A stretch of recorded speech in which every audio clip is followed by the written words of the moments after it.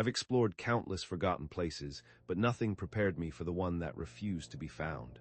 And nothing could have prepared me for what it took.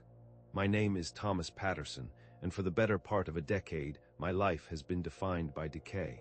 Not internal decay, mind you, but the elegant, slow erosion of human structures.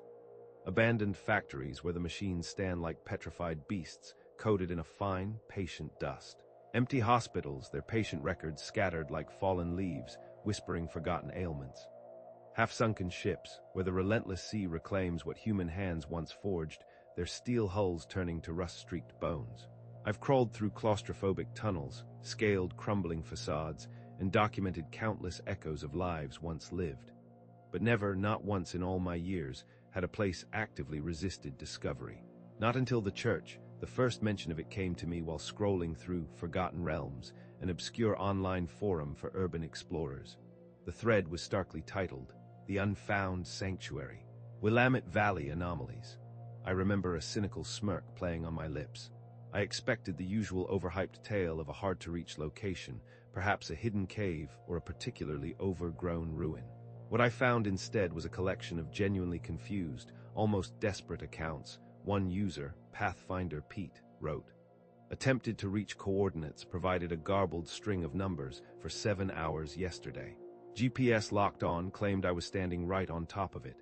Nothing but ancient fir trees. My third expedition to the site has failed. It's like the forest itself is a living maze." Another, Ghost Hunter Gwen, reported, "My compass spun endlessly useless, even after resetting. I swear the trails shifted beneath my feet. Ended up back at my starting point twice, completely disoriented. This place, it doesn't want to be found. It feels sentient." I'd rolled my eyes at that last comment, of course. Forests don't want things. They're just trees and dirt and animals. But as I read more posts, a chilling pattern emerged. Everyone had different coordinates. Everyone got profoundly lost. Some reported compass malfunctions. Others, even more unsettling, mentioned feelings of intense dread or of being watched, a pervasive, suffocating sense of unseen eyes tracking their every move. One lurker, Whisper in the Pines, wrote a chillingly brief post, "Don't go looking. Some things are best left undisturbed. I heard whispers in the canopy, not wind. Whispers, they followed me home." That was 6 days ago. Now, I found myself pulling my rugged Land Cruiser into the gravel lot of a seldom-used trailhead at the northern edge of the Willamette National Forest, about an hour east of Portland.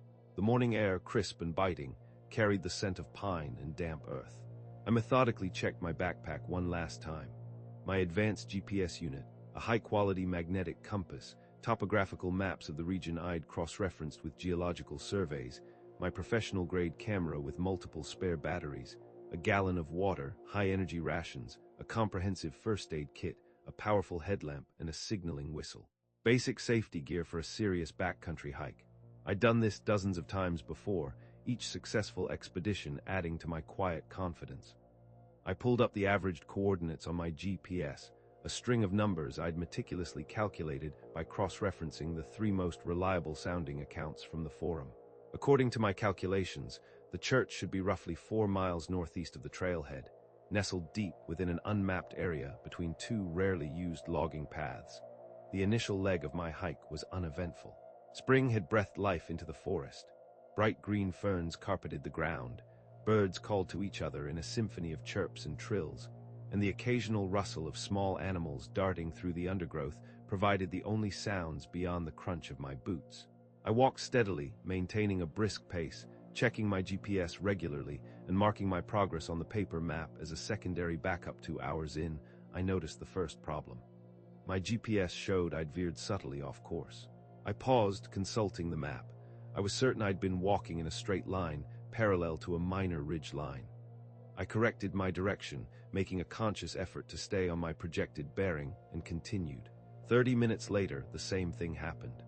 According to the device, I was now heading southwest, inexplicably looping back toward my car, when I knew unequivocally I was still moving northeast. "What the hell?" I muttered, tapping the screen of the GPS. The unit appeared to be functioning perfectly, the satellite acquisition strong, but the readings made absolutely no sense. I pulled out my high-quality magnetic compass. The needle spun erratically, stopping for a second in one direction before turning again, as if caught in an invisible, localized magnetic storm.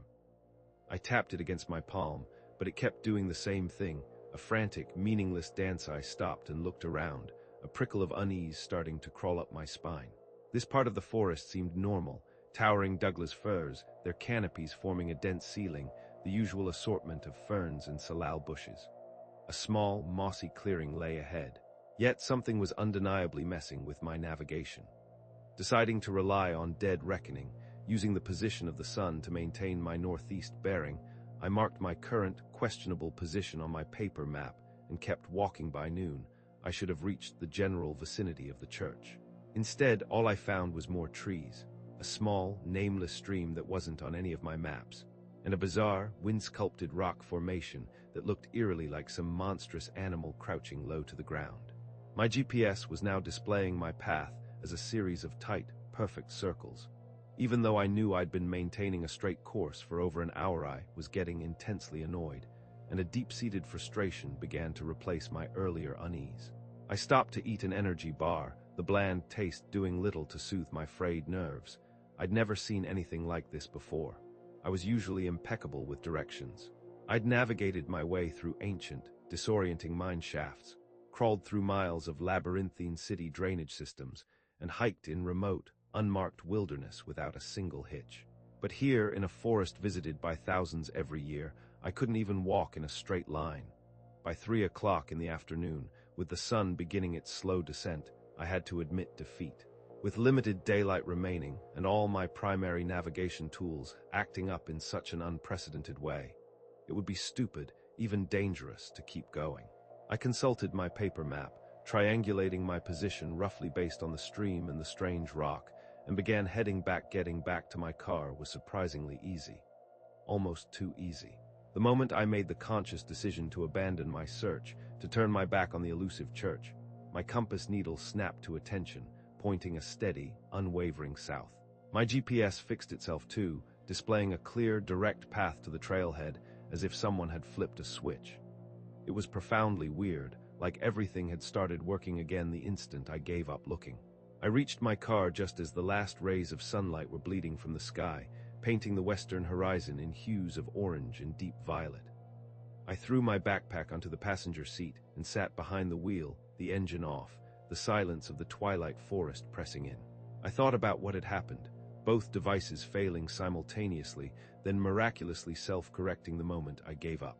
Some natural magnetic anomaly, maybe. But that wouldn't explain the instant recovery, the almost conditional functionality. The drive back to my apartment in Portland took 40 minutes. I spent the entire time replaying the day's events, dissecting every moment, every bizarre malfunction. Instead of feeling discouraged, the failed trip had ignited something deeper within me. A profound curiosity, yes, but also a challenge. If something was actively keeping people from finding this place, I wanted to know what it was. I wanted to break its rules. That night, my apartment became a war room. Topographical maps of the Willamette National Forest were spread across my desk, pinned to the walls. My laptop glowed, open to geological surveys, historical archives, and forums, not just forgotten realms, but older, more obscure academic papers. The forum had mentioned magnetic problems in that area, and before today, I dismissed those explorers as making excuses for their poor navigation. Now I wasn't so sure. I delved deeper, searching for any reports of magnetic anomalies, any whispers of strange phenomena. Most of what I found was tedious, dry geological data, but a few things snagged my attention. A geological study from 1978 mentioned unusual electromagnetic readings in a specific, remote part of the forest, precisely the area where I'd been searching. A local history book, detailing forgotten settlements and eccentric communities, spoke of a small, reclusive religious group that had built an unorthodox church in the late 1800s, though its exact location had been lost to time. The more I read, the more a chilling conviction solidified within me. The church was real. The mixed-up coordinates, the navigation problems, the feeling of walking in circles. What if these weren't just mistakes or malfunctions? What if something about the church itself, or the land it occupied, was deliberately causing all this? I closed my laptop around midnight, rubbing the ache from my temples. Sleep had become a rare commodity in the past week, sacrificed at the altar of this growing obsession. Tomorrow, I'd need better gear. A top-of-the-line satellite GPS unit, a specialized compass designed for areas with extreme magnetic interference, and far more detailed topographical maps. Something didn't want this church to be found. That just made me want to find it more. One week after my failed expedition, I stood at the northern edge of the Willamette National Forest, checking my new equipment one last time. I'd acquired a military-grade satellite phone, an expensive but necessary safeguard if I got truly lost again. I'd spent the last 7 days obsessing over every scrap of information, tracing and retracing potential routes on maps, cross-referencing them with geological surveys and obscure historical records. The topographical map I'd purchased from a specialty outdoor store, one that detailed every subtle elevation change, every seasonal creek bed, every significant rock formation, felt like a sacred text in my hands. I'd marked a path that followed the contours of a specific ridgeline, an approach designed to bypass whatever had thrown off my navigation tools last time. This route was entirely different. A narrow, unmarked deer trail past a rarely visited section of Newton Creek that, according to my research, would take me directly to the area with the strongest magnetic anomalies mentioned in that 1978 geological survey. The morning air felt even colder on this side of the forest, and fewer bird calls broke the pre-dawn silence. I adjusted my backpack, the familiar weight a comforting presence, and started walking, using physical landmarks rather than my compass or GPS to navigate the initial stretch. The forest welcomed me with dappled light filtering through the overhead canopy of towering, ancient Douglas firs. My boots crunched softly on a carpet of pine needles and fallen leaves as I followed the faint trace of the path. The first hour passed without incident. I marked my progress on the paper map, making notes about distinctive trees or unusual rock formations that might help me find my way back. The satellite phone showed a full signal, a good sign. During the second hour, I noticed the trees growing closer together, their trunks thicker and older than those nearer the regular hiking trails. The undergrowth thinned out, leaving an oddly clear forest floor, almost as if someone had deliberately cleared it. The faint path I'd been following gradually disappeared, forcing me to rely more on my map and the subtle, natural contours of the land. By the third hour, something had changed in the air around me. My footsteps sounded quieter, as if the very air itself had grown thicker, denser. Bird calls that had been clear and distinct just minutes before now seemed distant and soft, muffled. I stopped to take a drink from my water bottle, and even the sound of swallowing seemed strangely, unnaturally quiet. Acoustic dampening, I murmured to myself, the words falling flat, not echoing as they should in an open forest. It was an eerie, unsettling phenomenon. I checked my satellite phone, still showing signal, but weaker now. When I tried to mark my current position on the GPS app, the cursor jumped erratically across the screen for several seconds before settling on a location that couldn't possibly be correct. According to the device, I was standing in the middle of a lake 5 miles away. Ahead of me, a massive fallen log covered in emerald moss stretched across a small clearing.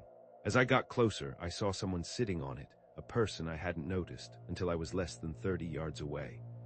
An old man, his wild white beard a tangled cloud around a face deeply lined by sun and wind, looked at me with bright, unsettlingly blue eyes. His hiking gear looked decades old. A faded red and black checked wool shirt, canvas pants worn thin at the knees, and heavy leather boots with actual hobnails in the soles. An antique-looking metal canteen hung from a strap across his chest. I approached cautiously. "Hello there," I offered, my voice feeling strangely loud in the muted air. The man didn't seem surprised to see me. He nodded slightly, still staring at me with those piercing blue eyes. "You're looking for the church," he said, his voice raspy like a fact, not a question. A sudden chill, unrelated to the cool air, ran through me. "Yes," I said. "How did you know?" "Only reason anyone comes to this part of the forest nowadays," he replied. He shifted on the log, making room. "Sit if you want. Name's Elias Vance." I hesitated, then sat beside him, keeping a respectful distance. "Thomas Patterson, that fancy phone won't help you," Elias said, pointing a gnarled finger at the satellite device in my hand. "Nothing works right near that place, not really. You know about the navigation problems?" I asked, my pulse quickening with excitement. Finally, someone with actual, first-hand information. Elias' expression darkened, deep creases forming between his thick eyebrows. That place isn't meant to be found. People disappear there sometimes, or the building itself vanishes. I pulled out my waterproof notebook and a pen. Mind if I take notes? I've been researching this for weeks now. Elias looked at my notebook with what looked like a mixture of pity and resignation. Write what you want won't change anything. You mentioned disappearances. What exactly happens to people who find it? They don't come back, he said simply. Or they come back changed. Wrong somehow. Wrong how? I pressed, a cold knot forming in my stomach. Elias looked away, his eyes scanning the ancient trees around us, as if watching for something unseen. Hard to explain, like they're not quite themselves anymore. Like something else is wearing their skin, barely. I wrote this down, though I wasn't sure what to make of it. How do you know so much about this place? Used to be a park ranger, he said, tapping his temple with a gnarled finger. 43 years working these woods, seen things that don't make sense, kept records of my own when the official reports got filed away and forgotten. Official reports, this caught my attention. There are government records of this church. Fires happen. Records get lost. Elias' tone suggested this wasn't accidental. Started in '68. Hiker reported finding an old stone church. Went back with a camera crew from a local station. Never found it again. But 2 weeks later, the cameraman vanished while hiking alone, left his car in the lot over there. He pointed vaguely northward. And after that, every few years, someone else would stumble across it. Sometimes they'd tell friends, bring them back to see. Sometimes they'd never mention it to anyone, but I could tell they'd come out of the forest with this look, like they'd seen something they couldn't make sense of. Something that hollowed them out. Elias rubbed his hands together despite the cool air, started keeping track, marking dates, locations, people reported, tried to find patterns. Did you find patterns? Nothing that helps find it, he said, shaking his head. But it shows up more often when the moon is new, and always to people who are looking for something else. Not just the church itself, but something deeper in their lives. He looked at me intently, those bright blue eyes pinning me in place. What are you looking for, Thomas Patterson? The question caught me off guard. I just want to document it. I explore abandoned places. Elias shook his head again. That's what you do. Not why you do it. I shifted uncomfortably on the log. I like solving puzzles that others have given up on, finding things that are lost. Lost things sometimes want to stay lost, Elias said, his voice dropping to a near whisper. Some doors aren't meant to be opened. Some places mankind wasn't meant to go. A sudden gust of wind moved through the trees above us, rustling the high branches, but strangely, I felt no breeze against my skin. Elias noticed it too. His head snapped up, eyes suddenly alert and filled with a raw, ancient fear. What is it? I asked, looking around, a knot tightening in my stomach. Time for me to go. He stood abruptly, gathering a small pack I hadn't noticed before. Stay on the marked trails, Mr. Patterson. Whatever you think you're looking for in that church, it's not worth what you'll lose finding it. Wait, I stood too, reaching for my map. Can you at least show me where you've seen it before? But Elias was already backing away, moving with a surprising, almost unnatural speed for a man his age. Find your way home, young man, while you still can.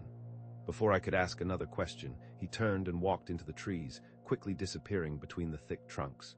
I called after him once, but my voice sounded flat and quiet in the thick, muted air. Within seconds, he was completely gone. I stood alone in the clearing, the silence pressing in around me, thinking about our conversation. Part of me wanted to follow Elias, to press him for more information about the disappearances he'd mentioned, to understand the chilling implications of people coming back wrong. But another, stronger part, fueled by my escalating obsession, wanted to continue my search for the church. I checked my watch just past noon, plenty of daylight left. Even with Elias' dire warnings, a perverse determination had taken root. If it was real enough for the old ranger to have documented multiple, impossible encounters, it was real enough to be found. I looked at my topographical map, trying to triangulate my position based on the distinctive rock formation and stream I'd discovered. Now my only reliable landmarks in the face of my broken GPS. According to Elias, the church showed up more often during a new moon. I checked the moon phase on my watch, 3 days past full. Not ideal, but I wasn't going to wait 2 weeks for the next new moon. I had to find it now. For the next several hours, I hiked in an expanding spiral pattern, meticulously marking my path and taking pictures of distinctive landmarks. The thick trees and the eerie sound dampening effect made it incredibly difficult to orient myself.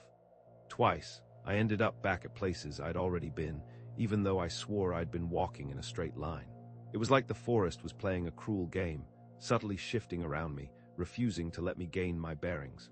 The forest got darker as afternoon turned to evening, the quiet feeling staying, making it seem eerily silent around me, as if all natural sound had been swallowed by the trees. I kept stopping, my skin prickling, because I felt an overwhelming sense of being watched. Each time I'd spin around quickly, hoping to catch a glimpse of whoever or whatever might be there, but I only saw more trees stretching into the gloom. As it got darker, the encroaching shadows finally yielded something new, something that made me stop dead in my tracks. 5 monolithic stone pillars, each about 7 feet tall, stood in a rough circle perhaps 20 feet across. They were not natural formations. The stones had clearly been cut and placed there on purpose, though they were heavily covered in moss and lichen, attesting to their immense age. They looked like miniature, cruder versions of the ancient stone circles I'd seen in photographs of Europe, steeped in forgotten rituals. I approached the nearest pillar, reaching out to touch it. Beneath the moss, I felt faint, shallowly carved symbols or letters, too worn by centuries of weather to be legible. I took several pictures, using my headlamp to illuminate the carvings better. The stone itself was unusually cool to the touch, and I noticed something else strange. The moss on it was completely dry, which was highly unusual in the perpetually damp Pacific Northwest forest. I checked the other pillars and found the same thing. It seemed like these ancient stones somehow repelled water, creating small, localized pockets of dryness. I spent nearly an hour taking notes on the stone circle, drawing its layout, and meticulously recording measurements. This wasn't the church I was looking for, but someone had definitely been here, building these impossible structures in this supposedly untouched part of the forest. Maybe it was connected to the unorthodox religious group mentioned in the historical record I'd found. By the time I finished, it was almost completely dark. I had to admit defeat for the day. I still had at least a 3-hour hike back to my car, and trying to navigate through the disorienting forest at night would be suicidal, especially with my equipment still acting up. As I put away my camera and notebook, Elia's chilling warnings echoed in my mind. People disappear there sometimes. The building itself vanishes. I wondered how many others had ventured into this forest, searching for this same strange building. Had any of them found it, and if they had, what truly happened to them? I took one last look at the stone circle before turning to head back. My headlamp beam swept across the ground, catching something I hadn't seen before. A faint, almost invisible path leading away from the circle, deeper into the dark forest. It was a mere whisper of a trail, barely discernible from the undergrowth. I wanted to follow it, my explorer's instinct screaming at me to press on, but it would be a bad idea. Hiking at night in a place where it was so easy to get lost would be stupid. Tomorrow, I decided, a new resolve hardening in my chest. I'll come back tomorrow with camping gear, and I'll follow that path wherever it goes. And maybe, just maybe, I'd find what Elias and so many others seem to fear. A church that nobody could find. For 2 weeks after discovering the stone circle, I barely slept. My apartment walls were covered with maps, printouts, and sticky notes, all connecting to form a sprawling, increasingly terrifying bigger picture. I compared historical accounts with geographical data, local weather patterns, and lunar cycles. Even when I closed my eyes, the patterns swam behind my eyelids. Paths, coordinates, elevations, the maddening dance of magnetic anomalies. The mystery of the church had burrowed deep under my skin, becoming an obsession that consumed my every waking thought. "You look like a conspiracy theorist, Thomas," my friend Liam Harper said when he first saw my living room. Liam and I had been friends since college. While I'd plunged headfirst into urban exploration after graduation, Liam had pursued geology, now working on his graduate thesis on magnetic anomalies in volcanic regions. He stood in my doorway, an amused expression on his face, surveying the organized chaos of my research. "Maybe I am," I replied, stepping back to let him in, "but that doesn't mean I'm wrong." I'd called Liam 3 days after my unsettling encounter with Elias Vance. At first, I'd planned to go back alone, but something about Elias' warnings, particularly the idea of people coming back wrong, made me think twice. Not that I entirely believed his talk, but having a companion with a robust scientific background seemed like a prudent idea. Liam walked around my living room, his fingers running over the elevation, lines on the maps I'd pinned to the wall, focusing on the areas I'd marked with red circles. "These magnetic readings you mentioned," he said, pushing his glasses up his nose. "They sound like the kind of distortions you get near certain mineral deposits. Or maybe massive underground water movements. Why the secrecy? Then why would they mess with GPS, and why would they only affect certain areas?" I asked, handing him a coffee mug. Liam shrugged. "Hard to say without proper equipment. But I'm curious." That was the opening I needed. Over the next hour I told him everything. My first failed expedition, my chilling talk with Elias, the discovery of the ancient stone circle, and the weird acoustic dampening effect. Liam listened without interrupting, his face shifting between scientific doubt and genuine intrigue. "Most of this has perfectly rational explanations," he said when I finished. "Malfunctioning equipment happens. Disorientation in dense forests is common.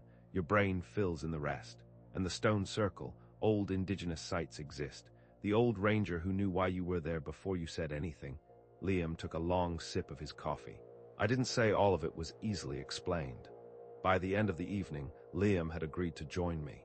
Not because he believed in a vanishing church, but because the magnetic anomalies genuinely interested him for his thesis. He could borrow specialized equipment from his department. Magnetometers, electromagnetic field detectors, and other gadgets with names I couldn't pronounce. "If nothing else," he said, a glint in his eye, "I might get some useful data for my thesis." The next 2 weeks were a blur of planning. We plotted a new route based on satellite imagery I'd purchased, expensive, but worth it for the extra detail. Liam arranged to borrow the equipment, while I gathered supplies we'd need to camp for at least one night, maybe two. We chose a Saturday in May.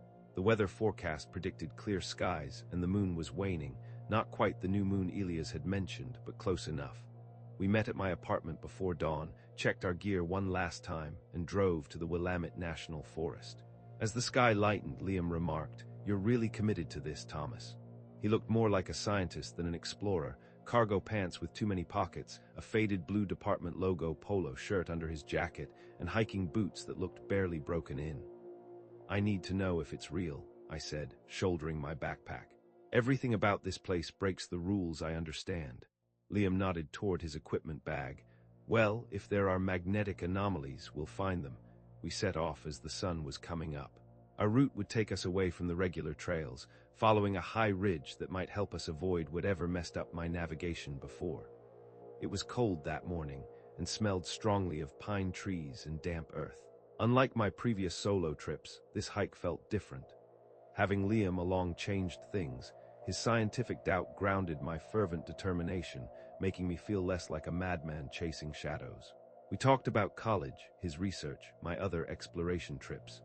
Talking made the miles go by fast. 4 hours in, we reached a small stream that wasn't on any of my standard maps, blocking our way. The water was remarkably clear, flowing over smooth, moss-covered rocks, making quiet, hypnotic splashing sounds. "This isn't on the map," I said, checking my paper chart. We'd managed to maintain our course so far, with only minor compass variations. Liam crouched by the water, dipping his hand in. "It's freezing," he said, surprised. "Much colder than it should be for this time of year." He pulled a specialized thermometer from one of his many pockets and held it in the stream for a minute. 42 degrees, he announced. "That's spring water temperature. Like it's coming directly from underground." We crossed carefully on exposed rocks and continued. Almost immediately after crossing the stream, I noticed the change in temperature. The air around us had cooled significantly, as if we'd walked into a refrigerated room. "You feel that?" I asked Liam. He nodded, already reaching for one of his instruments. The device looked like a ruggedized handheld game console with an antenna attached to the top. It made a soft, rhythmic beeping noise as he moved it around us. "This is interesting," he said, his voice shifting to what I called his scientist tone, clipped and focused.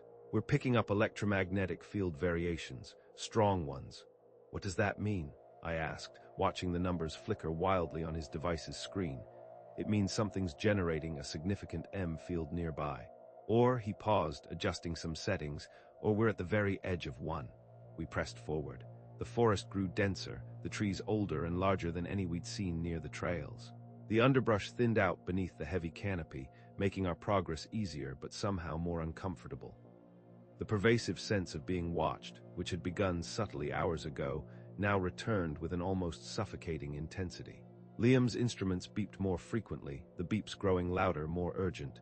He stopped every few minutes to take readings. "These patterns are incredible," he said after one reading, his eyes wide behind his glasses. "It's like we're walking through waves of electromagnetic distortion. If I could map this properly." Just after noon, we paused to eat some energy bars. Liam spread his readings on a fallen log, comparing numbers and making meticulous notes in his field journal. I looked around our surroundings, checking for anything unusual. "The trees look different here," I observed. "They're wider, their bark darker, with a different pattern than the typical Douglas firs dominant in the rest of the forest." "European black pine," Liam said without looking up from his notes. "Not native to Oregon. Someone planted these." That revelation sent a new wave of chills through me, one that had nothing to do with the cool air. Someone had deliberately planted these trees, far from any trail or road, in the middle of nowhere. How long ago and why? We continued after our brief lunch, moving slower now as Liam took more frequent readings. "According to my calculations, if the church existed where I thought it might, we should reach it within the next hour." The tree cover grew thicker, transforming the forest floor into a mosaic of shifting light and shadow. The terrain sloped gently upward, leading us toward what my map suggested might be a small, hidden plateau. The electromagnetic readings grew stronger still, making Liam's device beep almost non-stop, a constant, urgent warning. "We should be careful," he cautioned, switching to a different instrument, a larger, more sensitive M detector. "These levels are unusual, could affect pacemakers if anyone had one." Just as he said this, the trees ahead thinned abruptly.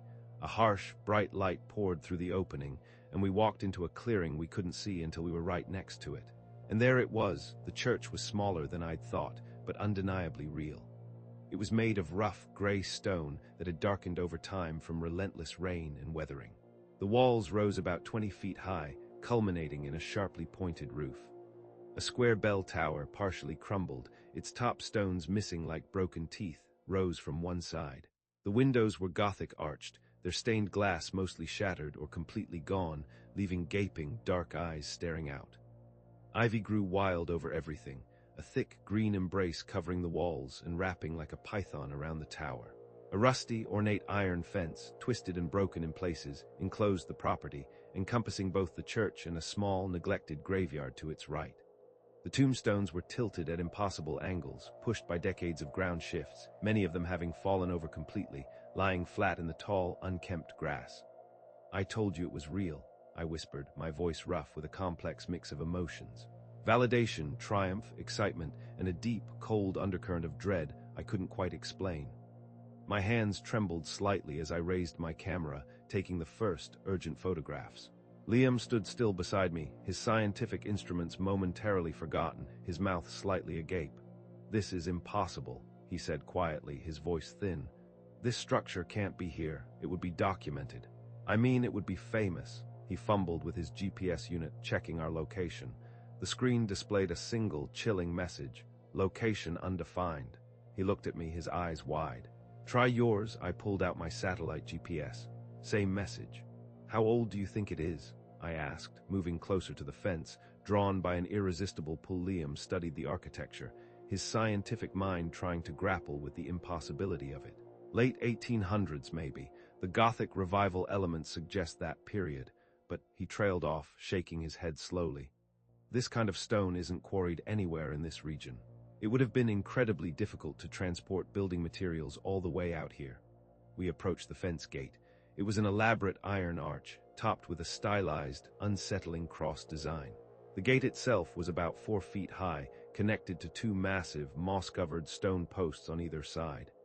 The metal was heavily rusted, but the hinges, surprisingly, looked intact. I reached for the latch. "Ready?" I asked Liam. He nodded, though his expression was one of profound caution. The gate opened with a loud, piercing shriek that went on far too long, like a tortured animal. The sound echoed across the clearing and through the trees, unnatural and drawn out, just like the muffled sounds during my last visit. It was off, turning a normal creak into something that made the hair on my arms stand on end. When the sound finally stopped, we stood in a silence that felt heavier than before, looking through the open gate at what had been hidden from the world for so long. I stepped through the gate first, camera already clicking, capturing the rusted iron fence and the impossible church beyond. Liam followed, his scientific instruments momentarily forgotten as he took in the impossible structure before us. "Let's document the graveyard first," I suggested, gesturing to the small cemetery that occupied the right side of the churchyard. "We should be systematic about this." Liam nodded, pulling out his field journal. "Good idea. I'll map the layout while you photograph." The graveyard had about 30 tombstones, arranged in uneven, decaying rows. They hadn't held up well over time. Many were tilted at odd angles, pushed by ancient tree roots and years of freezing and thawing. Others had completely fallen over, lying flat in the tall, wild grass. I approached the nearest stone, kneeling to look at its worn surface. Lichen and moss covered most of the inscription, but I could make out a date, 1872. I gently brushed away some of the growth, revealing partial, almost skeletal letters that might have once been a name. "Most of these are from the late 1800s, I called to Liam, who was sketching the cemetery layout in his notebook. "But the inscriptions are almost completely worn away." "That's strange," Liam replied, looking up from his work. "Stone inscriptions typically last much longer than this, especially in a protected forest environment without much acid rain." I moved to another tombstone, this one still upright but tilted at a 45-degree angle. The top portion had broken off, leaving only the base with a partial date, 18. "It's like they've been exposed to centuries of weathering, not just decades," I said, running my fingers over the pitted, almost melted surface. Liam came over to look at it. "This looks like a type of limestone, not a great choice for headstones because it wears away easily, but still, this much damage is weird." We spent nearly an hour documenting the cemetery, taking pictures of each stone and noting its position.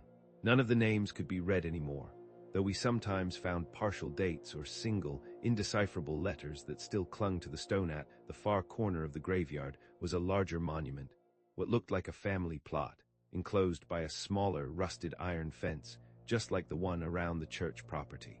Inside were 5 graves arranged in a half-circle. The middle stone was noticeably larger than the others, topped with a worn-down angel whose face had eroded completely, leaving a featureless, haunting shape.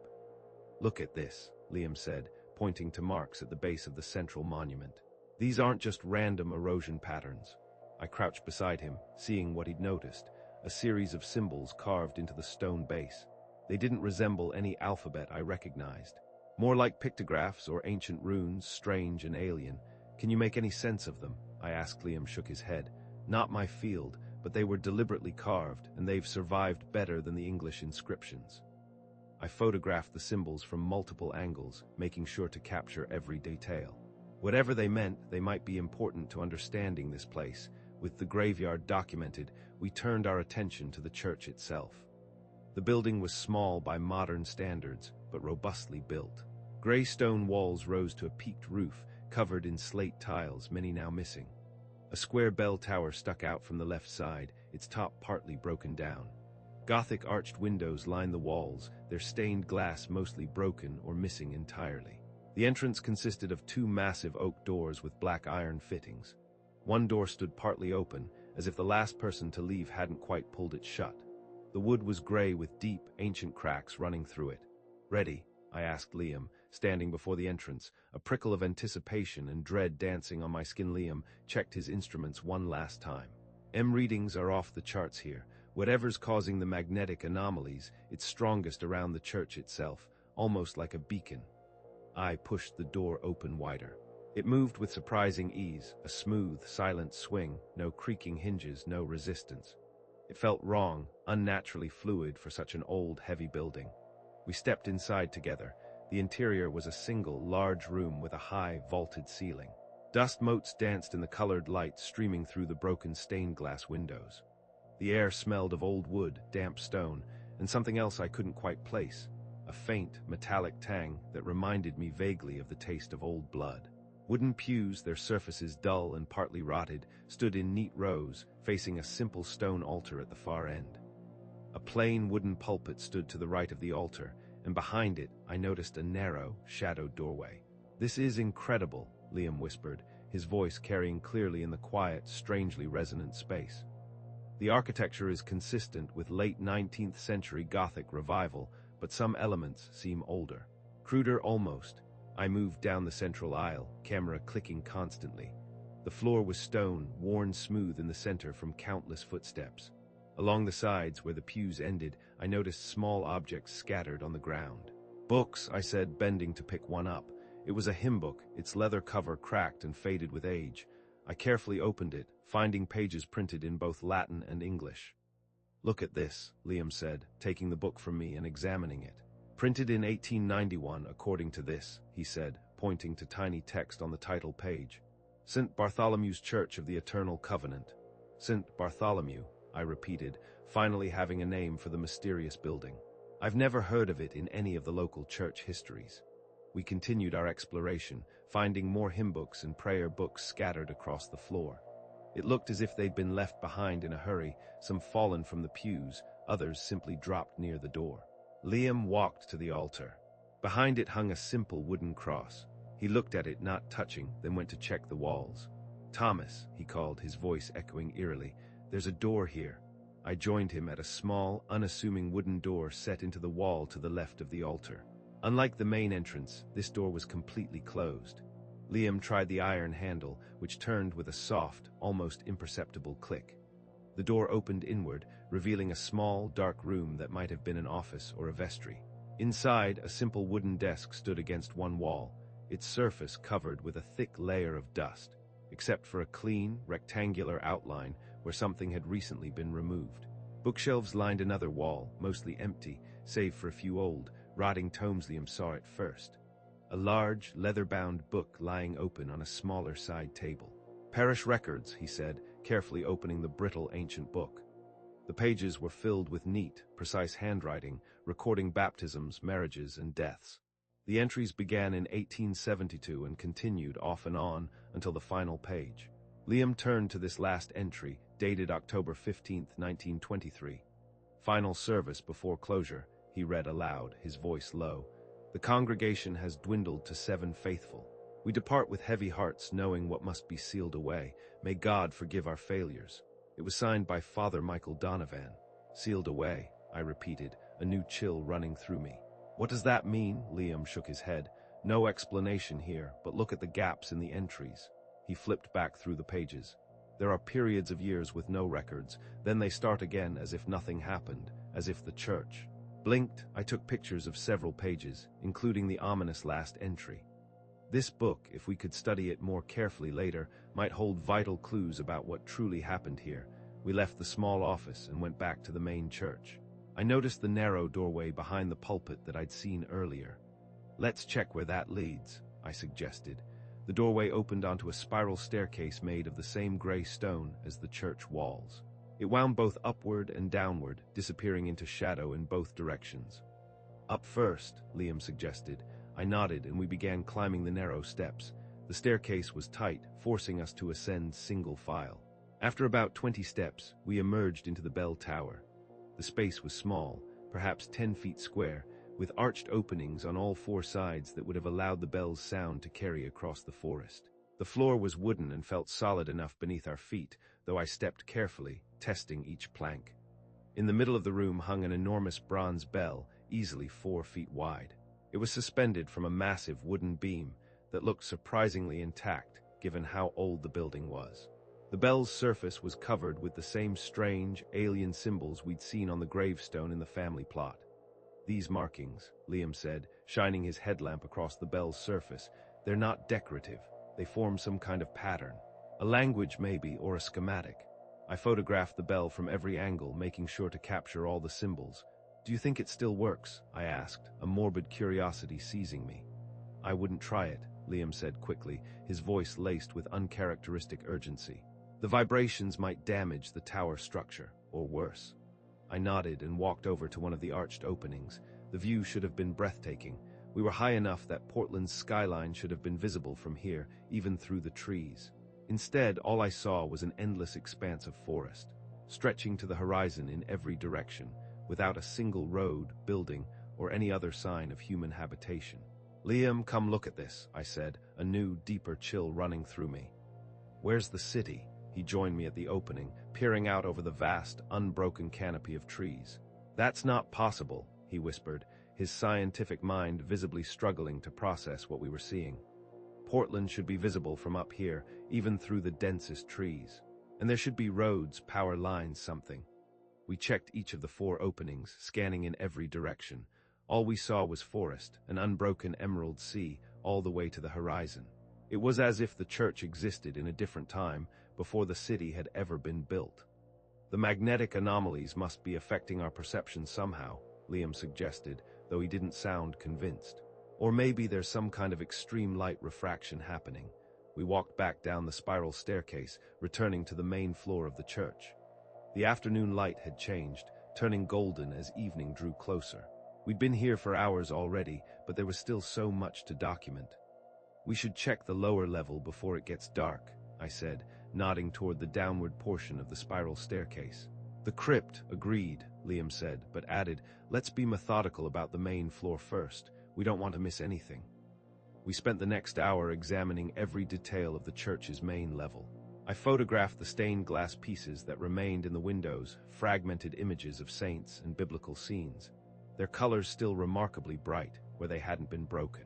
Liam took measurements and made sketches, occasionally stopping to check his instruments, which continued to show fiercely strong electromagnetic readings. In a corner near the back of the church, I found a small baptismal font made from the same rough stone as the walls. The basin was dry, but something about it caught my attention, a faint, rusty discoloration around the rim that didn't look like normal staining. Liam, what do you make of this? I asked. He examined the discoloration, rubbing it gently with his finger. Iron oxide, maybe. It could be from the water that was used here if it had high mineral content. I wasn't convinced. The stain looked too regular, too deliberate, as if someone had painted the rim with a rusty, metallic substance. As the sun got lower, the light inside the church changed dramatically. The beams that had illuminated the dancing dust particles disappeared as the sun moved. Shadows lengthened and deepened across the stone floor, and the temperature inside the church dropped noticeably. It's getting dark fast, Liam observed, checking his watch. Almost sunset. We should still have time to check the crypt, I said, not wanting to leave any part of the church unexplored. We have headlamps. We returned to the spiral staircase and started going down. Unlike the steps leading up to the bell tower, these were deeply worn in the center, as if countless feet had walked this path over the years. The air got noticeably cooler as we descended, and that metallic smell I'd noticed earlier grew stronger, sharper, mingling with a musty, earthy odor. After about 30 steps, the staircase ended at a heavy wooden door, reinforced with thick iron bands. Unlike the doors upstairs, this one was completely closed. A large, rusted iron ring served as its handle. I pulled on the ring. The door didn't move at first then. With a sudden, silent lurch, it opened inward, almost making me stumble. Stale, chilled air billowed out, bringing with it that metallic smell, mixed now with the unmistakable scent of undisturbed earth and ancient decay. I pointed my headlamp through the doorway, revealing a low-ceilinged room with rough stone walls. Massive stone pillars held up the ceiling, their surfaces rough and unworked, extending into the darkness beyond where my light could reach. A proper crypt, Liam whispered, his voice sounding different in the enclosed space, flatter, with less resonance. We stepped inside carefully. The floor was packed dirt instead of stone, hard and ancient beneath our boots. My headlamp beam revealed rows of stone coffins, sarcophagi, lining the spaces between the pillars. Some had rudimentary carvings on their lids. Crude figures of knights or nobles lying in eternal repose, their hands folded over their chests. These don't match the time period of the church, Liam said, examining the nearest sarcophagus. This style of burial monument is medieval European. They must have been brought here from somewhere else, or they're older than the church itself. I moved deeper into the crypt, counting at least 20 sarcophagi. Unlike the gravestones outside, these were in surprisingly perfect condition, their carvings crisp and detailed, as if made recently. The last rays of sunlight disappeared from the stairwell behind us, plunging the crypt into absolute darkness save for the powerful beams of our headlamps. The temperature seemed to drop further, and I shivered even with my thick jacket on. We should head back up, Liam suggested. We can come back tomorrow with better lighting equipment.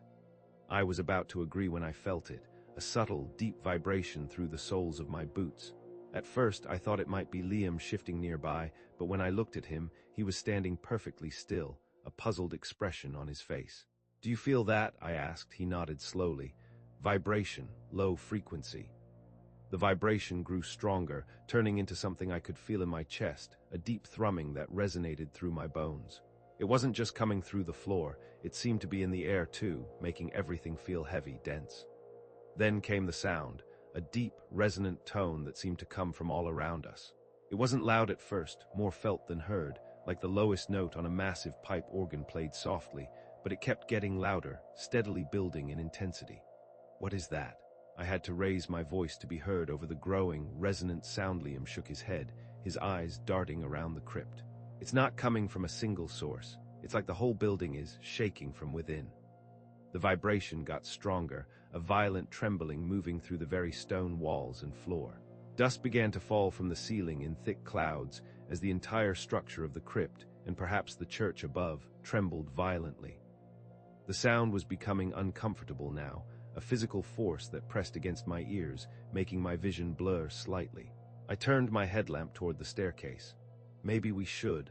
The beam caught something that made me stop talking, every word dying in my throat. One of the sarcophagus lids was moving, sliding slowly, inexorably to the side, revealing a gaping, shadowed maw beneath. "We need to leave," Liam shouted, his voice barely cutting through the overwhelming, building noise. He grabbed my arm, pulling me away from the sarcophagus with its slowly moving lid. I didn't argue. Whatever was happening here went far beyond urban exploration and scientific curiosity. We abandoned our plan to explore the crypt further, stumbling toward the spiral staircase. The vibrations made it difficult to stay balanced as we climbed. The steps seemed to shift and move beneath our feet. A liquid stone. The main floor of the church looked different now. The colored light that had filtered through the stained glass windows earlier had been replaced by a harsh, blinding white glare that poured through every opening, every broken pane. The wooden pews trembled, inching across the stone floor as if alive, animated by the deep internal thrumming of the building. "The front door," I gasped, pointing toward the massive oak doors we'd entered through. They stood partially open, that blinding light spilling through the gap. We ran down the central aisle, the vibration growing stronger with each frantic step. My vision blurred at the edges, and I tasted copper in my mouth. Liam reached the doors first, pushing them wider. "Come on." He yelled back at me. I followed him through the doorway, the light so intense I had to close my eyes. The sound peaked, a physical force that seemed to push against my entire body, threatening to tear me apart. And then, suddenly, it cut off. The silence was as shocking as the noise had been. I opened my eyes, expecting to see the overgrown churchyard with its tilting gravestones. Instead, we stood on barren, rocky terrain that stretched to the horizon in every direction. "What the hell?" I whispered, turning in a complete circle. The church had vanished. Behind us was nothing but more of the same empty landscape, reddish-brown rocks and gravel covering gently rolling hills that extended as far as I could see. Above us hung a black sky, not the deep blue of evening or even the darkness of night, but an absolute, empty blackness without stars, moon, or clouds. Yet I could still see everything clearly, as if the whole area was illuminated by an invisible, omnipresent light source. Everything was simply visible with no shadows, no discernible source. I checked my watch. 6:15 p.m., we should have been watching the sunset over the forest. "This isn't possible," Liam said, his voice small and tight, echoing my own thoughts. He turned in place just as I had done, his scientific mind visibly struggling, breaking, trying to process what we were seeing. "This isn't possible," he repeated, louder this time, as if saying it would make it so. I pulled out my satellite phone, already knowing what I'd find. No signal, not even an error message, just a blank screen as if the device itself had died. My GPS unit displayed a simple error, location unknown. "Where are we?" Liam asked, not really expecting an answer. "I don't know." I studied the landscape more carefully, searching for any feature that might give us a clue. The ground consisted mainly of small rocks and gravelly soil, with occasional larger, smooth boulders. No plants, no water, no signs of life. "It doesn't look like anywhere on Earth." Liam knelt, picking up a handful of the reddish soil. He let it sift through his fingers, looking at it with a detached, scientific interest, even in our impossible situation. "This looks volcanic, kind of like some places in Nevada or Utah maybe, very old." "But the sky," I said, pointing upward. "Have you ever seen a sky like that, completely black in full daylight?" He shook his head, his eyes still wide with disbelief. "Never." We stood in silence for a moment, the enormity of our situation sinking in. The church that had brought us here was gone. We had no idea where we were or how to get back. "We should pick a direction and start walking," I finally said, the words feeling utterly insufficient for the situation. "Standing here won't solve anything." Liam nodded, pulling out his compass. The needle spun wildly, just as it had in the forest. "So much for that," he muttered, putting it away. "Let's go this way," I suggested, pointing in the direction where the church had been moments ago. It was as good a choice as any. We started walking, our boots crunching on the rocky ground. The terrain wasn't difficult to traverse. No steep slopes or major obstacles, but the utter sameness of it all was disorienting. Without landmarks or a working compass, keeping a straight line was almost impossible, but we kept our gaze fixed forward. "What do you think happened?" Liam asked after we'd been walking for about 20 minutes, his voice hoarse. "I don't know," I admitted. "Nothing about this makes sense. That church shouldn't have existed in the first place, and now," I gestured at the barren landscape around us. "Could it be some kind of hallucination? Maybe there were spores or gases in the crypt that affected our perception." I considered this. Both of us having the exact same hallucination, and all our sophisticated equipment failing in the exact same way, seemed unlikely to the point of impossibility. "More unlikely than being teleported to another world," Liam countered, a hint of his usual scientific skepticism, now tinged with terror, returning. I didn't have an answer for that. We continued walking. My watch showed time passing normally. 6:45 p.m., 7:15 p.m., 8 o'clock p.m., but the light never changed. The black sky stayed black, with no variation in brightness. It felt weird, like time was standing still, or like we were trapped in a perpetual, shadowless twilight. Our water supplies became a concern faster than I thought possible. The air was unnaturally dry and hot, making us thirsty quickly. We'd packed enough for an overnight camping trip in a normal forest, not for a walk through what looked like an alien desert. "We should ration the water," Liam suggested after taking a small, careful sip from his bottle. "No telling how long we'll need it to last." I nodded, checking my own supply, 2 liters each. "If we're careful, maybe 2 days. 2 days to find what exactly?" Liam asked, voicing the question I'd been avoiding. "A way back," I said simply. "The church or another portal or something." We fell silent again, conserving energy as we walked. The landscape remained boringly, maddeningly the same, gently rolling hills of reddish rock and gravel. Occasionally we'd pass a slightly larger boulder or a minor depression in the ground, but nothing that could serve as a meaningful landmark. After what my watch claimed was 3 hours of walking, we stopped to rest. My legs ached from the constant movement over uneven terrain, and my throat felt like sandpaper. I had been careful with my water, but it didn't help much.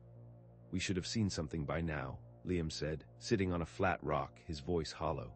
"A change in the landscape. A different type of rock formation. Anything." I nodded, too tired to speak. The sameness of our surroundings was becoming torture on our minds. With no change in the light and nothing to show we were making progress, it felt like we weren't getting anywhere, even though we kept moving forward. "Maybe we should try a different direction," I suggested after resting for 10 minutes, "and risk walking in circles." Liam stood, brushing dust from his pants. "At least this way we know we're maintaining a straight line. Let's keep going a little longer." We continued our trek. The hours blurred together, marked only by the changing numbers on my watch. 9:30 p.m., 10:15 p.m., 11 o'clock p.m. The light remained constant, the black sky unchanging. My thoughts turned to Elias Vance and his warnings. People disappear there sometimes, or they come back changed. Wrong somehow. Had others found themselves in this barren place? Had any of them found their way home? Just past midnight, according to my watch, Liam suddenly stopped. "Look," he said, pointing ahead. On the ground, in the distant, shimmering expanse, perhaps half a mile away, something broke the monotonous conformity of the landscape. A dark, irregular shape lying low to the ground. From this distance, it was impossible to tell what it might be, but it was definitely not just another rock. "Finally," I breathed, a surge of adrenaline pushing away my fatigue. "Let's check it out." We quickened our pace, eager to find anything different in this unchanging, nightmarish world. As we drew closer, the shape resolved itself into what appeared to be a human figure lying motionless on the rocky ground. "Hello," I called out when we were about 100 yards away. No response. "Be careful," Liam cautioned as we approached. "We don't know what it is." The figure didn't move as we drew nearer. 20 yards away, I could see why. It wasn't a living person at all closer still. We found a skeleton, partially buried in the reddish, rocky dirt.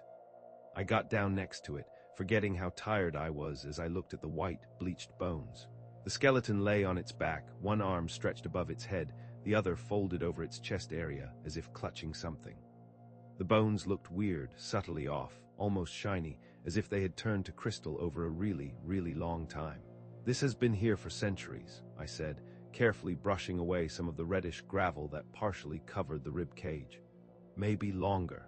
Liam crouched on the opposite side, his scientific training taking over as he examined the remains.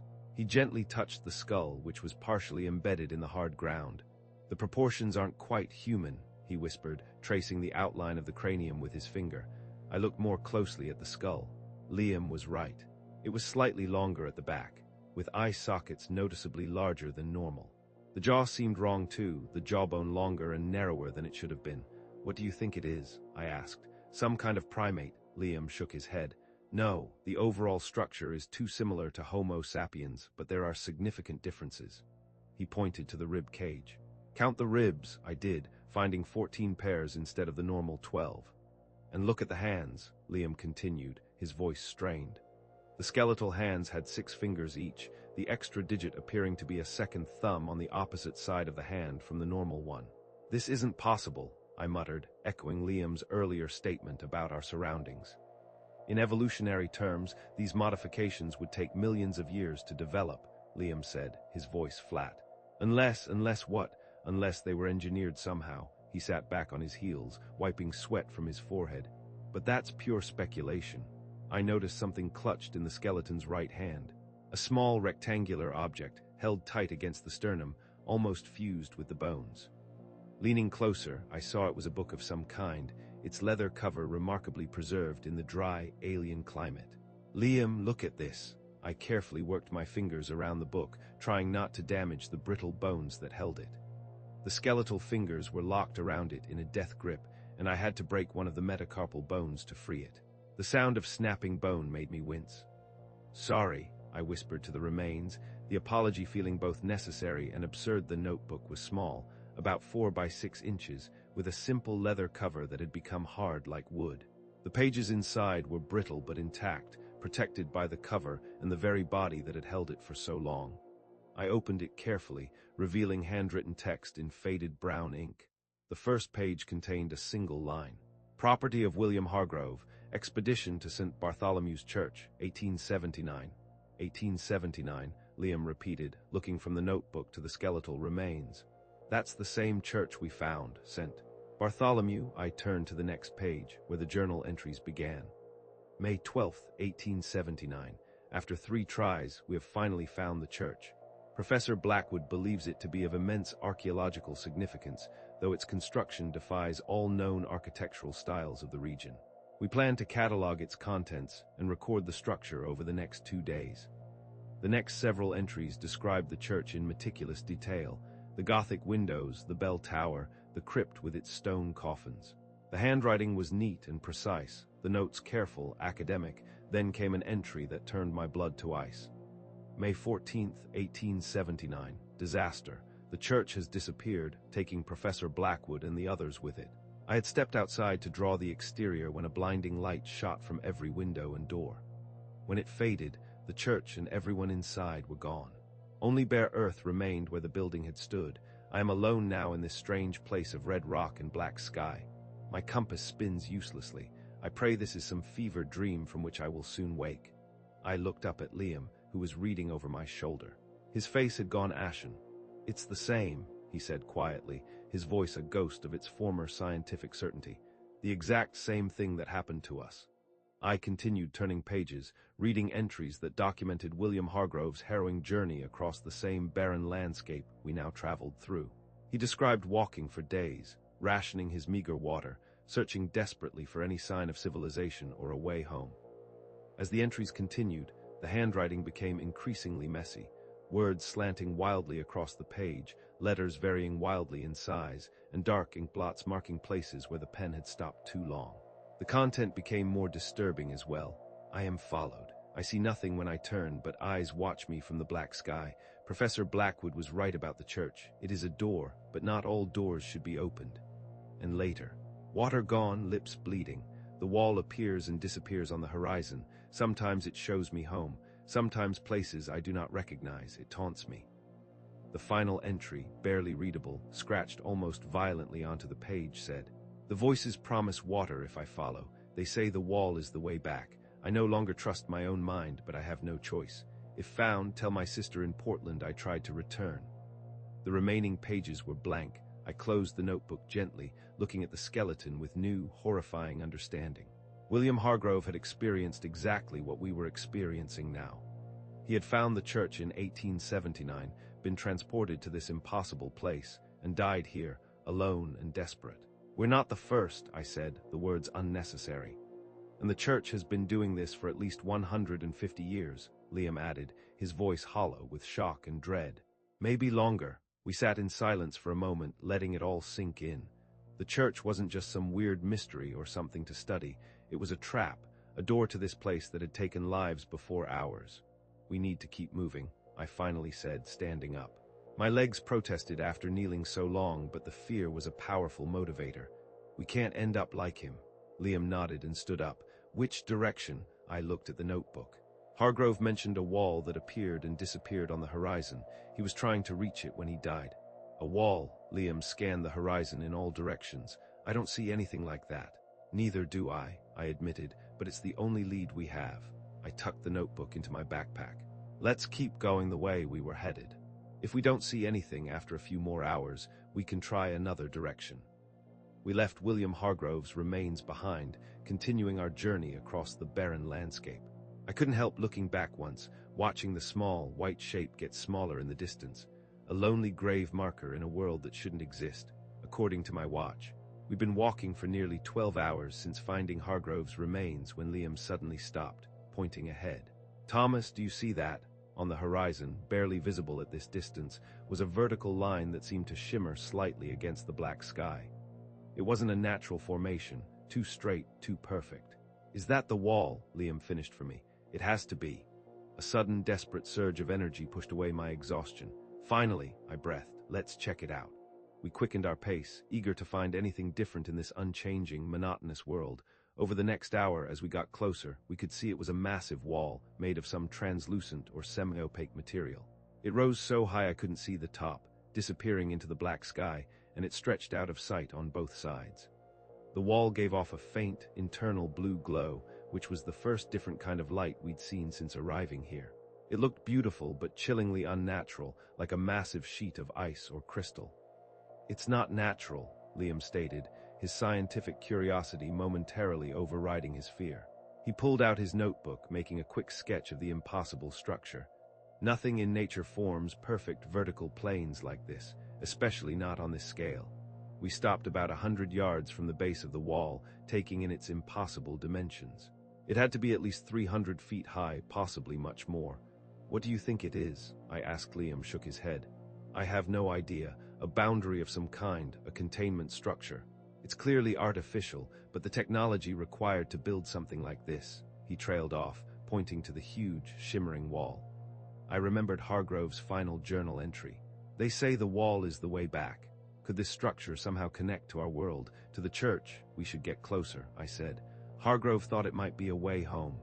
Liam nodded, though I could see the worry etched deep in his face. "We don't have many options at this point. Our water won't last another day." We walked toward the wall carefully. Getting closer, I noticed the surface wasn't completely smooth like I first thought. It had an odd, rippling texture to it, like solidified liquid. The blue glow got brighter, pulsing slightly as we got closer. 20 feet from the wall, I felt the air change. It was distinctly cooler than the hot, dry air around us.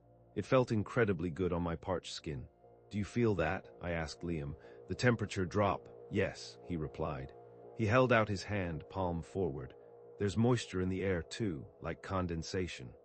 We stopped 10 feet from the wall, close enough now to see that it wasn't entirely opaque. Through its translucent surface, I could make out vague shapes and shifting colors, blues and greens that swirled and moved like an impressionistic painting. "I think I can see through it," I said, stepping closer, my heart hammering against my ribs. "There's something on the other side." Liam joined me, peering into the wall's depths. "It looks like water, an ocean maybe." He was right. The shapes I'd seen were unmistakably waves, the colors the deep blue-green of an ocean in sunlight. I could almost make out a distant horizon line where water met sky. "Is it a window?" I wondered aloud. "Or a portal?" "Only one way to find out," Liam said. He approached the wall slowly, hand outstretched. I held my breath as his fingers touched the surface. The wall didn't resist. His hand pushed against it like it was super thick, incredibly dense glass. A small ripple spread out from where he touched it, like a stone dropped in water, but slower, more viscous. "It feels cool," he reported, "and slightly wet, like touching condensation on a cold window." I stepped forward to feel it myself. The surface yielded a little when I pressed it, more like a firm gel than solid glass. It felt cool and damp against my palm, the first moisture we'd come across since arriving in this empty world. "Do you think we can get through it somehow?" I asked, pressing harder. The wall gave slightly but didn't break or open. "I don't know. Maybe there's a specific place we need to." Liam stopped mid-sentence, his eyes widening as he looked at the wall where our hands were pressed. Thin, spiderweb-like cracks had begun to form, spreading outward from our touch. "Thomas," he said quietly, his voice tight with sudden alarm, "I think we should step back," but I couldn't move. Through the cracks I could see the ocean more clearly now, blue waves crashing on a sandy shore, sunlight shining on the water. It looked exactly like the Oregon coast. It looked like home. After days in this empty wasteland with its black sky and red rocks, seeing something so normal, so Earth-like, kept me frozen in place. The cracks expanded rapidly, a sound like breaking ice filling the air.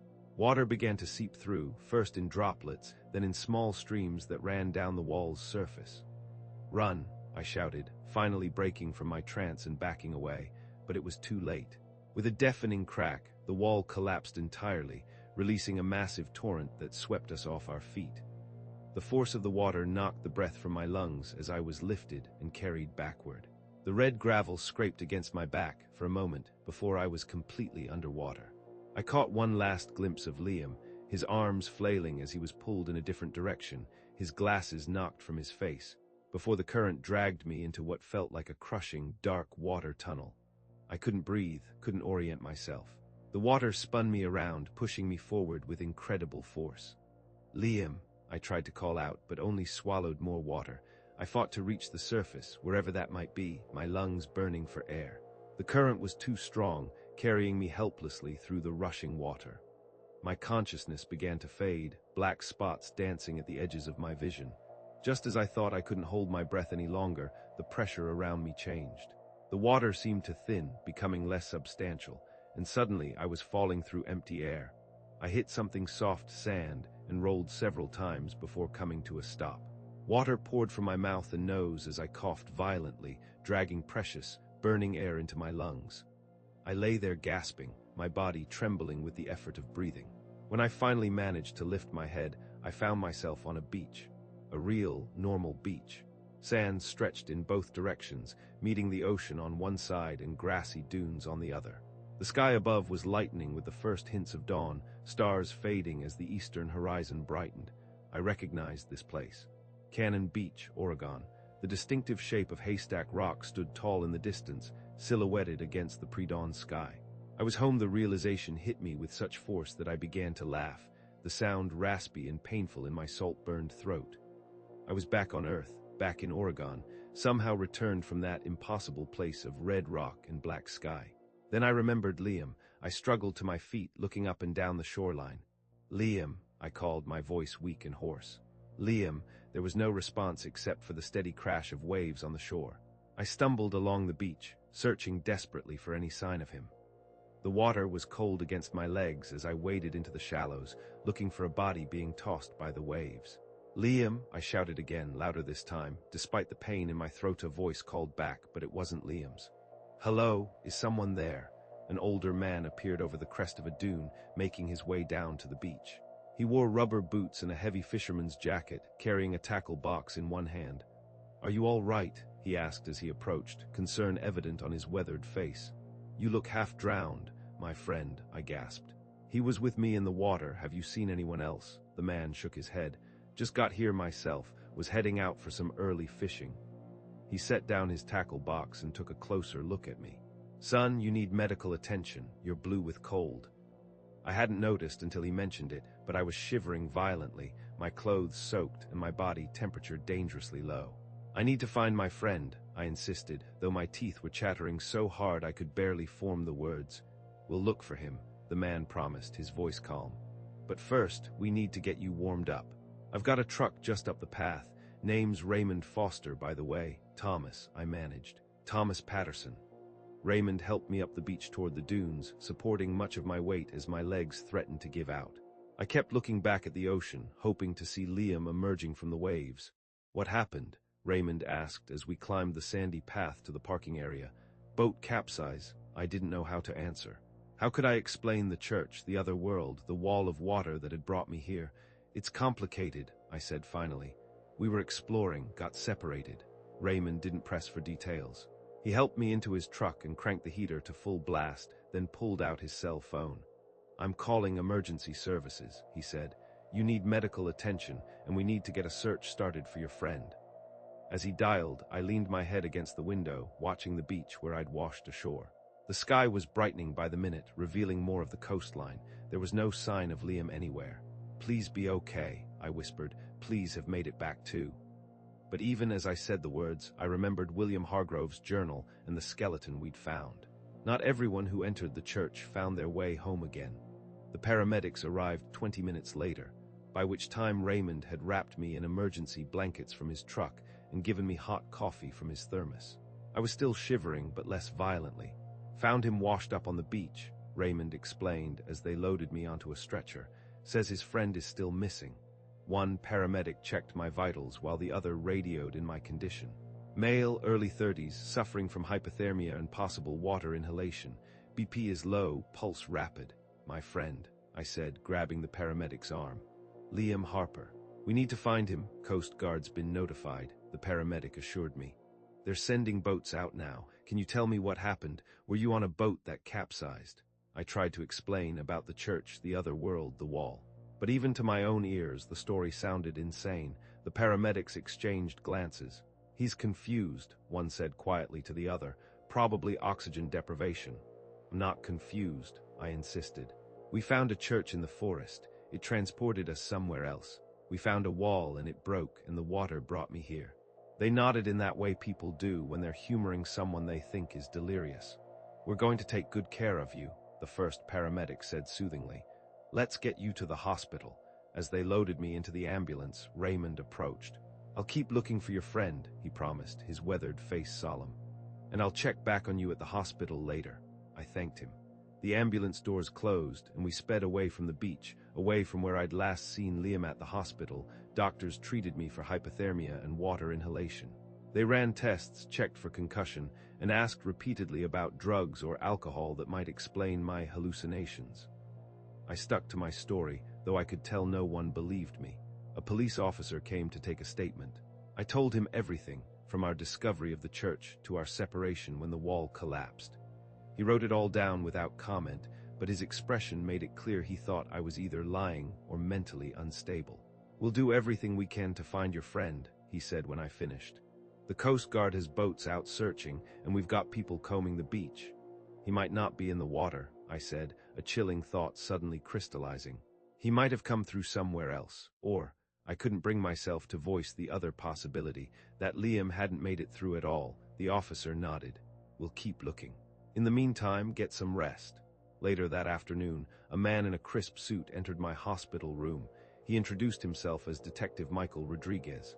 "I'd like to go over your statement again, Mr. Patterson," he said, pulling up a chair beside my bed. "Your story about this church is unusual." I sighed. "I know how it sounds."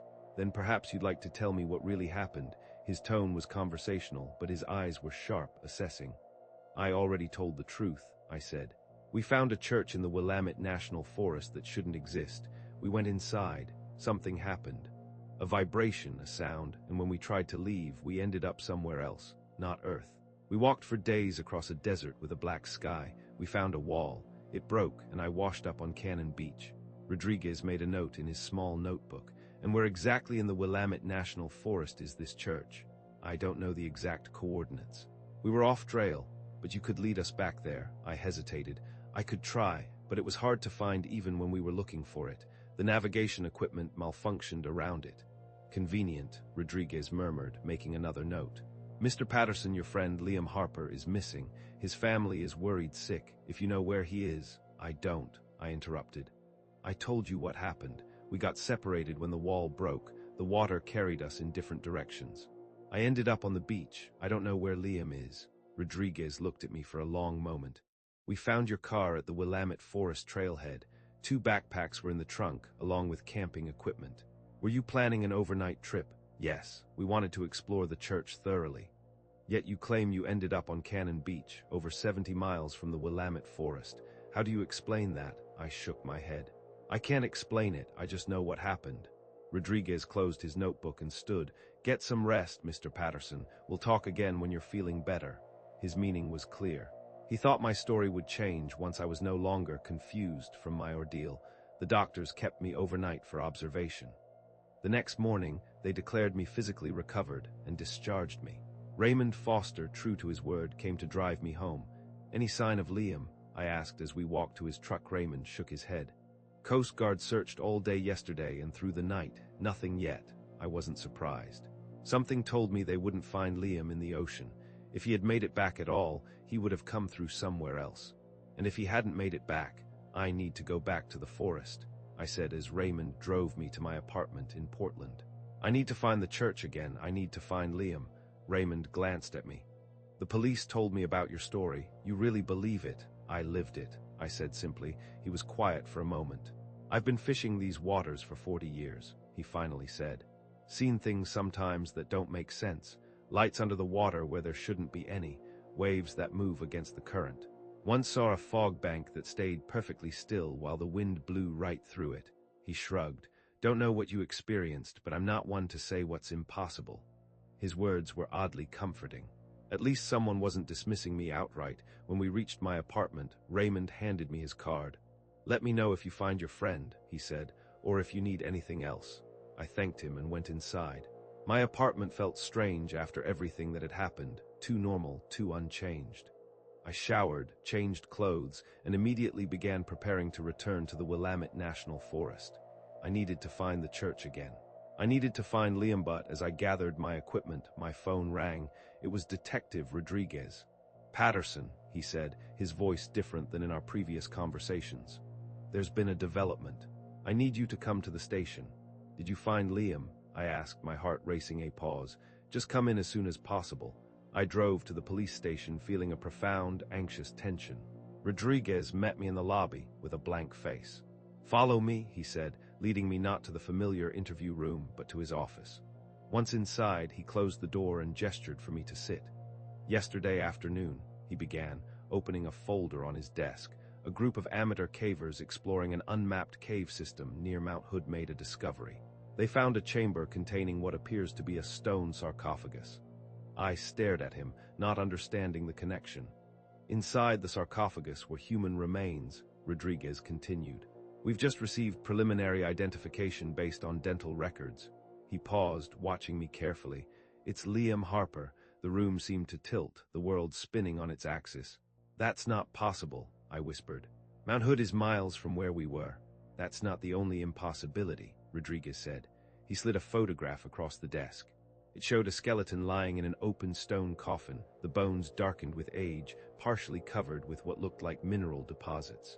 The forensic anthropologist estimates these remains have been in that cave for at least 300 years, Rodriguez said quietly. Possibly longer. I looked up from the photo, meeting his eyes, my breath catching in my throat. That's not possible, I repeated, the phrase a desperate mantra. No, it's not, Rodriguez agreed, his voice betraying a hint of his own struggle to comprehend. And yet the dental records match perfectly. It's Liam Harper, a man who was alive 6 weeks ago. My mind raced, trying to process this information. Liam's remains, centuries old, found in a cave miles from the Willamette Forest. It made no sense, and yet after what we'd experienced, it also made perfect, terrifying sense. There's more, Rodriguez said. He pulled out another photograph. The sarcophagus is covered in carvings. Very detailed carvings. The picture showed a section of the stone coffin, intricately detailed. Even in the photo, I could make out two figures, unmistakable in their distinct gear, myself and Liam entering a building with a bell tower. A church, the carvings tell a story, Rodriguez continued, his voice now entirely lacking any skepticism, replaced by a deep, unsettling awe. Two men enter a church. They're transported to a desert landscape with a black sky. They walk for days, they reach a wall, one man dies. He looked at me, his gaze intense. The other is swept away by water. My hands trembled as I stared at the photograph. The final panel, I said, my voice hoarse, barely a whisper. What does it show? Rodriguez slid another photo across the desk. The carving showed a man, unmistakably Liam, working on his own sarcophagus, carving the very scenes I was now looking at. He was alone, his face etched with unimaginable weariness, the black sky stretching above him. He made it himself, I whispered. Liam carved his own coffin. Rodriguez leaned back in his chair, looking at me. Patterson, I owe you an apology. I don't understand what happened to you and Harper, but these carvings, he gestured at the photos.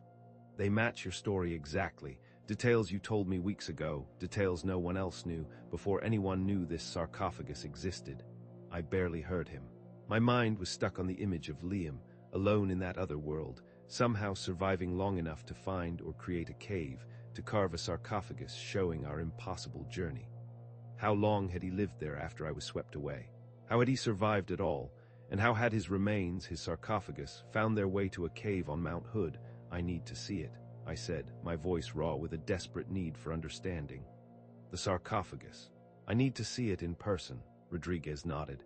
It's been moved to the university for study. I can arrange for you to view it tomorrow. The next day, I stood in a climate-controlled room at Portland State University, staring at Liam's sarcophagus. It was larger than I'd expected, the carvings covering every inch of the exterior, telling our story in remarkable, chilling detail. I recognized the church, the stone circle, the barren landscape with its black sky. I saw our discovery of William Hargrove's remains, our desperate journey to the wall. The carvings showed the wall breaking, water pouring through, sweeping me away while Liam remained behind. What followed was Liam's story after I'd gone. His continued survival in that alien world, his discovery of a cave system similar to the one where his sarcophagus was found. The carvings showed him working the stone, chiseling his own monument, meticulously recording our journey for anyone who might find it. The final panel showed him lying inside the completed sarcophagus, eyes closed, hands folded over his chest, waiting for death. I reached out, running my fingers over the carved image of the impossible church. How is this possible? Asked the anthropologist who had accompanied me, her voice filled with bewildered awe. These remains are centuries old, yet we know Mr. Harper was alive 6 weeks ago. I had no answer for her, at least none that science would accept. In the weeks that followed, Liam's sarcophagus became the center of a huge, bewildered scientific attention. Scientists from around the world came to study it and argue about the impossible remains. Carbon dating showed the bones were at least 300 years old, yet dental records, DNA testing, and the undeniable carvings all pointed to one terrifying conclusion. These were the remains of Liam Harper, who had disappeared just weeks earlier. Various theories emerged. Some suggested an elaborate hoax, though no one could explain how it had been done or why. Others proposed unknown geological processes that might speed up decomposition and fossilization to an impossible degree. A few fringe researchers bravely, or perhaps foolishly, suggested time dilation or parallel dimensions. The sarcophagus was eventually moved to the Oregon Museum of Science and Industry, where it became part of a special exhibition on unexplained archaeological anomalies.